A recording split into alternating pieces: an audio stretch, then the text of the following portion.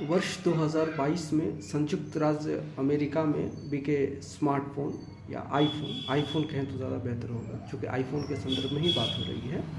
तो वर्ष 2022 में संयुक्त राज्य अमेरिका में बिके आईफोन में 79.9% यानी लगभग 80% हिस्सा चीन में बने आईफोन का था, 17.7% अन्य देशों का था और भारत में बने आईफोन का हिस्सा सिर्फ 2.4% था। अब अनुमान लगाइए कि इस वर्ष क्या स्थिति होगी। आपके सारे अनुमान गलत साबित हो जाएंगे। 2025 के प्रथम 5 महीनों का आंकड़ा है, जनवरी से मई का। तो अमेरिका में बिके आईफोन्स में से 49.1% हिस्सा चीन में बने फ़ोन का है। अभी भी चीन सबसे आगे है, लेकिन भारत का आप सुनेंगे तो चौंक जाएंगे। 35.6% हिस्सा भारत में बने फ़ोन का है, यानी 3 सालों में, 4 साल कहिए, ये चौथा साल है। 2022 के तुलना में देखिए तो ये चौथा साल है। 23, 24, 25 नहीं, तीसरा ही साल है, 2022 को छोड़ देते हैं।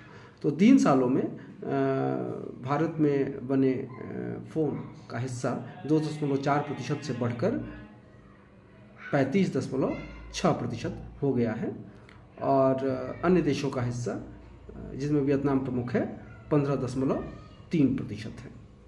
यानी भारत सरकार ने जो 2020 में PLI scheme, production linked incentive scheme शुरू की थी, उसका सर्वाधिक फ़ायदा इलेक्ट्रॉनिक सेक्टर में होता हुआ नज़र आ रहा है।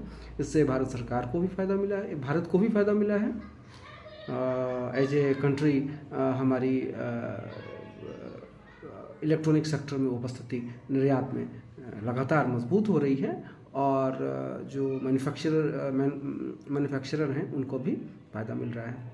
PLI का सबसे अधिक फ़ायदा एप्पल ने अपने कॉन्ट्रैक्ट मैन्युफैक्चरर्स के थ्रू उठाया है और फॉक्सकॉन ने अभी घोषणा की है कि एक नया प्लांट वे तमिलनाडु में लगाएंगे। ऑलरेडी तमिलनाडु में उनका प्लांट कार्य कर रहा है, लेकिन यूजिन शायद नया प्लांट है, तो उसमें वे लगभग $1.5 अरब का निवेश करेंगे।